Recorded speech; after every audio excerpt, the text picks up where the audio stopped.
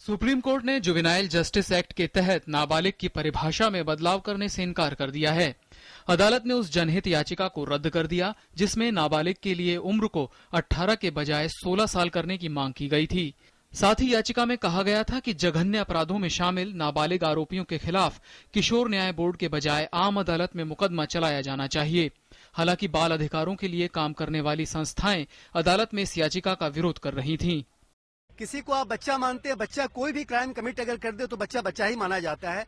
दूसरी बात, एक और गलतफहमी है कि बच्चे को वैसे 18 साल तक माना जाता है, लेकिन हमारे कानून के अंतर्गत जुवेनाइल जस्टिस एक्ट के अंदर 21 साल तक उसको किसी न किसी ढंग की कस्टडी में रखा जा सकता है, 3 साल एक्स्ट्रा रखा जा सकता है। अदालत में ये पूरा मुद्दा पिछले साल दिसंबर को दिल्ली में हुए बस गैंगरेप के बाद आया था। इस मामले के आरोपियों में एक नाबालिग के शामिल होने के बाद जुवेनाइल जस्टिस एक्ट में बदलाव की मांग तेज होने लगी थी। किशोर न्याय कानून के मुताबिक किसी भी नाबालिग को जघन्य से जघन्य अपराध के मामलों में भी 3 साल से ज्यादा की सजा नहीं दी जा सकती। हालांकि कुछ संगठनों ने सवाल खड़े किए थे कि 18 साल से कुछ हफ्ते ही छोटे अपराधियों को नाबालिग क्यों माना जाए।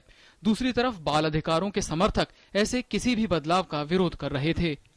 18 साल की उम्र में एक बच्चे को वयस्क माना जाता है, उसको राइट टू वोट मिलता है, उसको राइट टू लीगल एक्शन मिलता है, right to drive, right to marry, ये तमाम चीजें होती हैं।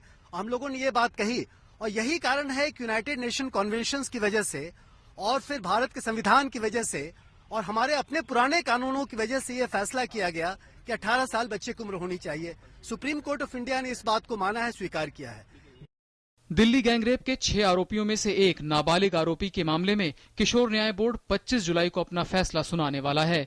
वहीं दिल्ली की वारदात के बाद गठित जस्टिस वर्मा कमीशन ने भी अपनी रिपोर्ट में नाबालिग के लिए उम्र घटाने के बजाय बलात्कार के लिए कानूनों को सख्त बनाने की सिफारिश की थी। विकास सारथी, डीडी न्यूज, दिल्ली।